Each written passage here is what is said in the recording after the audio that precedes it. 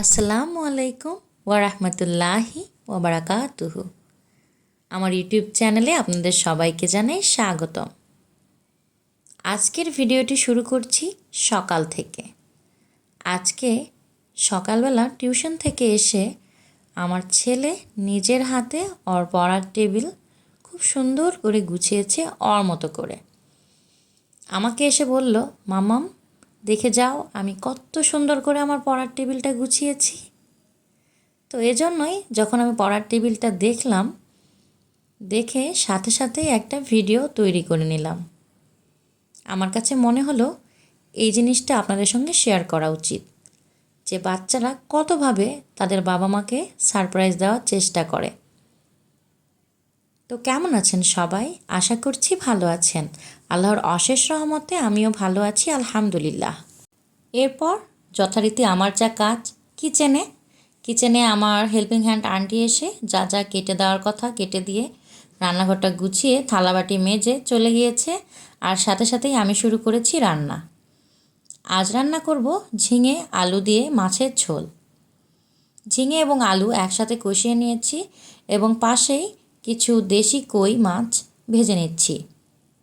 কই মাছ আমি যখন ঝোলে রান্না করি ভেজেই ঝোলে ব্যবহার করি।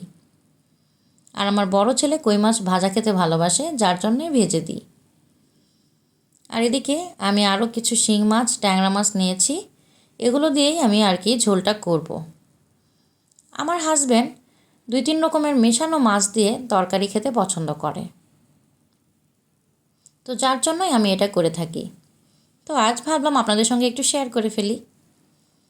প্রথমে কিন্তু আমি ঝিঙে এবং আলু খুব ভালো করে কষিয়ে নিয়েছি, তারপরে মাছ অ্যাড করেছি। এদিকে আমার বলক উঠে গিয়েছে দেখুন। আর পাশেই আমি করব পেঁপে ভাজি। আমার হাজব্যান্ড কয়েকটা কাঁচা পেঁপে নিয়ে এসেছিল, আর পেঁপে ভাজি খেতে আমার ছোটো ছেলেটা খুব ভালোবাসে। আগে একদিন রান্না করে দিয়েছিলাম, ও খুব পছন্দ করে খেয়েছিল, তো ভাবলাম আজকেও করে ফেলি। আমার ছেলেটা আবার খুব বেশি মাছ খেতে চায় না, 2-1 পিস খাবে, ওরা ডিমই খাবে। যেদিন আমি মাছের ঝোল রান্না করি ওরা ডিম খায়। একবেলা মাছের ঝোল জোর করে আমি খাওয়াই দিই, পুষ্টি তো করতে হবে তাই না? ওরা যতই না খেতে চাক, আমার তো দায়িত্ব ওদেরকে খাওয়ানো। রান্না করতে করতেই কিন্তু আমি রান্নাঘরটাও পরিষ্কার করে নিই সব সময়। গরম গরম রান্নাঘর পরিষ্কার করতে আমার ভালো লাগে, এজন্য আমি মাঝে মাঝে কিন্তু ছ্যাঁকাও খেয়ে থাকি। রান্নাঘর থেকে রান্না শেষ করে চলে এসেছি ডাইনিংয়ে। ভাবলাম যা কাটতে হবে আগে থেকেই কেটে রাখি, রান্নার সব কাজ একবারে শেষ করে রাখলেই পরে কিন্তু নিশ্চিন্তে থাকা যায়। তো খাওয়ার পর বাচ্চাদের জন্য ফল কেটে রাখবো। ফল হিসাবে আজকে আছে এই আমগুলো পাঠিয়েছে আমার ছোটো ননদ আমার বাচ্চাদের জন্য। আগে কয়েকটা খেয়েছে, এখন আজকে আবার দেখে কেটে দেব যে কয়টা পেকেছে। আমগুলো কিন্তু খুবই মিষ্টি, কিন্তু তার জন্য পাকতে হবে। এই আমগুলো পাকলে খুব সুস্বাদু হয়ে থাকে। তো চেক করে দেখলাম 2টা আম পেকেছে, তো ওই 2টাই এখন কেটে দেব। ইচ্ছে থাকলেও বেশি কাটা যাবে না, কারণ আমগুলো খুব ধীরে ধীরে পাকছে, আর না পাকলে খেতে মিষ্টি হলেও শান্তি হচ্ছে না খেয়ে। তো আজকের মতো 2টাই পেকেছে, 2টাই কেটে নেব। কাটার আগে ভালো করে পানি দিয়ে কচলিয়ে ধুয়ে নিলাম। আমি চাকু দিয়ে সবসময় ওদেরকে এভাবে আম কেটে দিই, এভাবে আম খেতে আমার বাচ্চারাও পছন্দ করে। আমার ছোটো ছেলে বড় ছেলে দুজনেই আমের এরকম পিস করে দিলেই ওরা আরামসে খেয়ে ফেলে। তো দেখুন হলুদ দেখলাম, তারপরেও কিন্তু আমগুলো অতটা পাকে নাই, মানে আরও ওয়েট করতে হবে এই আমগুলো পাকার জন্য। একটা কেটে নিয়েছি আর একটা কেটে নেব। তো আমগুলো খুবই ভালো এই সময়ের আম হওয়া সত্ত্বেও। এখন বাজারে বিভিন্ন রকম আম পাওয়া যায়, নতুন নতুন সব আম, নামগুলোও সব অদ্ভুত। এই আমের নামটা আসলে কি আমার শোনা হয়নি, তো যার জন্য আমি আপনাদের সঙ্গে শেয়ার করতে পারছি না। এর আগে ব্যারিফোর নামের আম কিন্তু খেয়েছিলাম আর আপনাদের সঙ্গে শেয়ার করেছিলাম। তো যাই হোক, আমগুলো কিন্তু মিষ্টি এবং খেতে খুবই ভালো, একটু একটু কম পাকা হলেও খেতে মোটামুটি ভালোই। তো আমার আম কাটা শেষ, আর কাটা হওয়ার সঙ্গে সঙ্গে চলে এসেছে আমার ছোট্ট ছেলেটা আম খাওয়ার জন্য।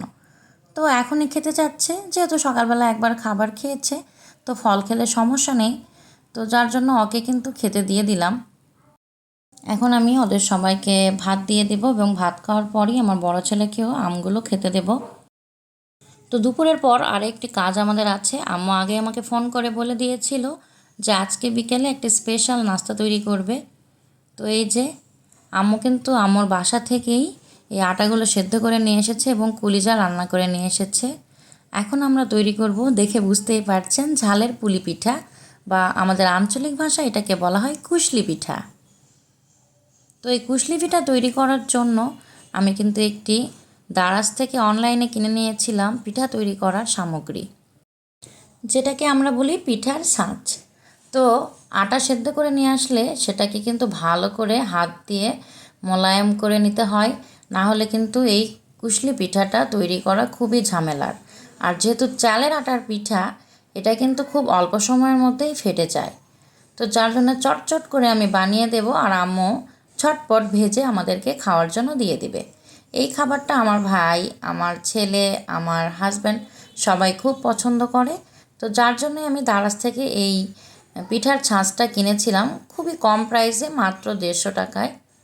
এবং এটাতে কিন্তু খুবই চটজলদি পিঠা হয়, মানে একদম ইনস্ট্যান্ট বলতে পারেন। এজন্য আমি আপনাদেরকে কিন্তু বানিয়ে দেখিয়ে দিচ্ছি, দেখুন কতটা ইজি। তো আম্মু একা মানুষ, একা একা এত কিছু করতে পারে না, যার জন্য সব কিছুই হাফ ডান করে আমার কাছে নিয়ে আসে এবং আমরা দুজনে মিলে সেটা একদম কমপ্লিট করে ফেলি। আর যেহেতু আমার বাসায় কেউ থাকে না, আমার বাসায় এসেই করে ফেলে এবং এখানেই সাথে সাথে ভেজে আমরা খেয়ে ফেলি। এই যে এগুলো আম্মু নিজের হাতে বানিয়েছিল, এগুলো ভেজে আমি আমার শাশুড়ি মাকে দিয়ে দিচ্ছি সবার প্রথমে, এবং পাশেই চুলায় যেটা ভাজা হচ্ছে ওটা হয়ে গেলেই আমি আমার বাচ্চাদের খেতে দিয়ে দেব। আর ভাজা পোড়ার সঙ্গে একটু দুধ চা হলে কিন্তু মন্দ হয় না, যার জন্যই চুলায় একপাশে উঠিয়ে দিয়েছি দুধ চা।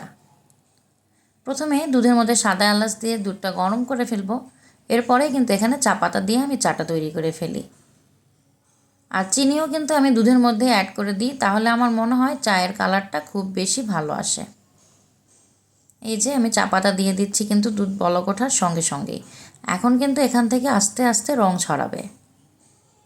তো চা খেতে যারা ভালোবাসেন তারা জানেন চা কীভাবে তৈরি করা হয়, সেটা আর আজকে আপনাদেরকে বোঝানোর কিছু নেই। আর আমি কিন্তু চা খেতে ভালোবাসি, কিন্তু রেগুলার খাই না। আমি মাঝে মাঝে চা খাই এবং বাড়ির সবাই মিলেই তখন চা খাওয়া হয়। আমার বাসায় আমার হাজব্যান্ড চায়ের অভ্যেস নেই, যার জন্যই আমাদের রেগুলার চা তৈরি করা হয় না।